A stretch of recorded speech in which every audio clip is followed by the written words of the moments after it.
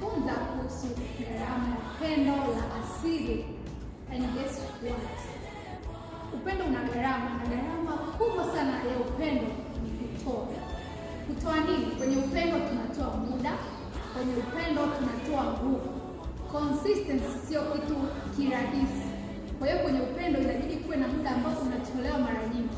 Kama ni kwenda ibadani, basi uhakikishe kila siku ya ibada kutoa muda wako kwa ajili ya kwenda kanisani, pamoja na vitu vingine vingi vinavyoambatana na kutoa kwa ajili ya huu upendo.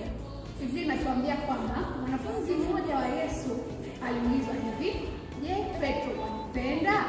Kama wanipenda, lisha kondoo zangu. Kama wanipenda, chunga kondoo zangu. Karibu na wewe mpendo wa Mungu kwenye ibada ya Jumapili ijayo hapa USCF Bekatani, tukamwabudu